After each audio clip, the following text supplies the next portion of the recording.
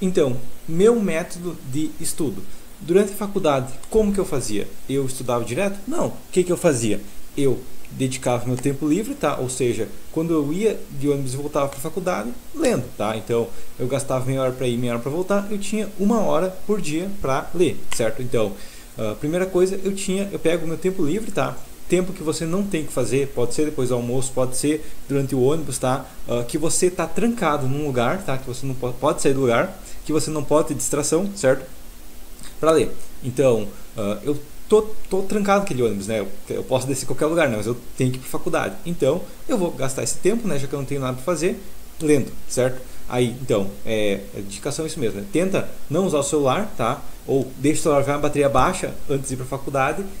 Estuda durante a ida, né? Com o celular com bateria baixa você não vai conseguir gastar ele, certo? E você vai ser obrigado a ler, tá? Porque é ler ou ficar fazendo nada. Então você se força a ler. Depois do almoço, deixa o celular no escritório, fica fora do escritório ou fica fora do lugar que você tá, né? Fica longe do celular, tá? No meio do nada, se possível. E leia, tá? Porque a opção que você vai ter é ler ou fazer nada. Então fica difícil ser distraído, certo? Então, aí a primeira coisa é: ache uma maneira de ser impossível se distrair, certo? Uma maneira disso é realmente deixe o celular longe, deixe o computador longe e tudo mais, pega um livro e leia, certo? Isso é a primeira maneira.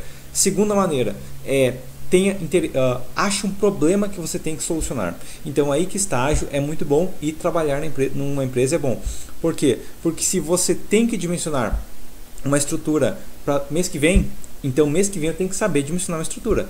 E aí você se foca a estudar, certo? Daí o seu cérebro entende, eu preciso estudar, não tem jeito, certo? Sabendo isso, você vai acabar estudando, certo?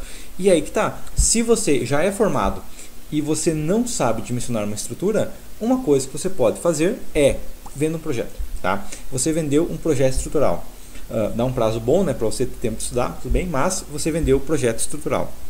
Tendo isso, você vai fazer o quê? Bom, você vai pegar esse, se você teve um prazo de 30 dias, nos primeiros 15 dias você tem que, o máximo que você conseguir, né, aprender. E claro, né, nos primeiros projetos tudo mais, você pode pedir ajuda, tudo mais, né, contrata alguém ali, pega uma parte do projeto e paga para essa pessoa para ela te ajudar, tá? Isso aí não tem problema, tá? Vários engenheiros vão aceitar a proposta disso. Mas a questão é, quando você precisa fazer algo, você faz, tá? Quando você se entende, eu preciso fazer isso, senão eu vou desapontar alguém, pronto, você vai conseguir fazer, tá? Então aqui a segunda coisa. Terceiro, como que você estuda? Se eu preciso calcular uma viga de concreto, eu vou estudar viga de concreto? Não. Se você não consegue desenhar um diagrama de corpo livre, não adianta estudar viga de concreto, tá? Primeiro você tem que entender perfeitamente estática. Então, você entendeu estática? Beleza. Eu sei desenhar um diagrama de corpo livre? Beleza, sei. Então, agora eu vou para a resistência dos materiais. Eu sei por que uma viga biapoiada traciona embaixo? Então eu sei, beleza, é porque realmente ela está afastando as pontas, ela está deformando, afastou a distância entre os pontos, aumentou, então consequentemente ali tem uma tração, certo? Entendeu isso? Agora sim você pode estudar viga de concreto, tá? Porque é como uma estrutura, se você não fazer a base boa, não adianta nada em cima, tá? Vai cair na hora que chegar uma coisa diferente. E aí que aparece muita coisa, né? Como engenheiro, eu sei calcular a viga, e a viga T? A viga T eu não sei, tá? Porque isso aí realmente o cara fez a base muito rápido, tá? Não teve foco na base e subiu direto, tá? Então ele sabe calcular a viga porque ele sabe as fórmulas da viga, certo? Mas ele não sabe calcular outras vigas, tá? Porque ele não entendeu como que funciona a estrutura, certo? Então, às vezes isso aqui tem que ser base, né? Eu entendi a base, beleza, ela está tracionada e tudo mais, ela está comprimindo o topo, como que ela está comprimida, beleza? Agora eu tenho foco. Agora, se vier uma viga T, vier uma viga em L, vier qualquer coisa, você vai saber dimensionar, porque você tem toda a base forte, tá? Se a base está forte, qualquer coisa que vir, você vai conseguir passar, certo? Terceira coisa, eu não estudei durante a graduação, eu estudo, ponto, tá? Então, não adianta, eu estudei durante a graduação, o que eu estudei durante a graduação, agora me formei, o resto da vida não preciso mais estudar. Não, você tem que continuar estudando. Por quê? Porque daqui uns 10 anos vai ter estruturas que hoje é impossível de executar ou que nunca foram pensadas, tá? Então, daqui a 10 anos vai ter estruturas novas, daqui a 20 anos vai ter estruturas novas, e se você só sabe fazer a estrutura até 2015, se você se formou em 2015, se você só sabe fazer estruturas até 2020, se se formou em 2020, você vai ficar trancado em 2020. Em 2040, ninguém vai querer contratar um engenheiro de 2020, vai querer contratar um engenheiro de 2040. Então, você tem que continuar estudando aí. Deixa um tempo do seu dia para estudar, tá? Inclusive, uma boa ideia é deixa um tempo que você é forçado a ficar no lugar, né? Então, durante o almoço é uma boa, se você precisa pegar o ônibus é uma boa, tá? Porque você está trancado naquele lugar e não tem o que fazer, certo? Então aí que tá, não pare de estudar nunca, certo? Porque se você parar, você parou mesmo, perdeu ali a engenharia, certo?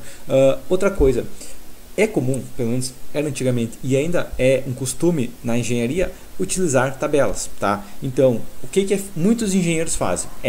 Então, eu preciso calcular um pilar, eu tenho esse formulário aqui, eu aplico todo o formulário, eu vou lá consultar umas tabelas, uns gráficos e tudo mais, vejo o valor que dá e isso vai me dar a área de aço. Tem engenheiro que faz isso, tá? Tem engenheiro de 60 anos que faz isso até hoje. Porém, se você não sabe o que está naquela tabela, vamos imaginar que um valor daquela tabela era para ser 0,21 e foi digitado 0,11, tá?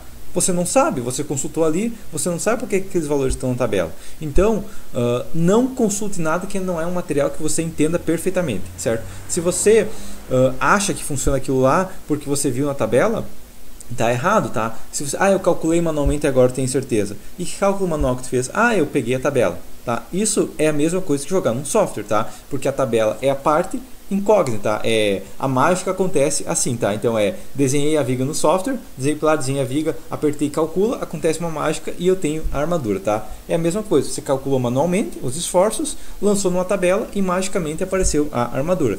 O correto encontre uma maneira de dimensionar sem aquela tabela, tá? Eu uso sem tabelas e eu mostro nos meus vídeos como dimensionar sem tabelas. Claro, o meu método que eu mostro nos vídeos não é todo o cálculo assim, considerando todas as situações, até porque eu estou demonstrando numa planilha do Excel, né? E eu tenho certas limitações ali no Excel, certo? Mas se o meu método de cálculo dá 5% a mais de aço do que teria na tabela, mas eu entendo completamente o que está no cálculo, eu nunca vou errar, tá? E se eu lançar num software e eu tenho o conceito que eu lancei todo o meu cálculo, né? Eu entendo como a estrutura funciona, e eu vejo aquela área de aço, né? Quando dá uma diferença de 5%, você não percebe. Mas quando dá uma diferença de 50%, você percebe.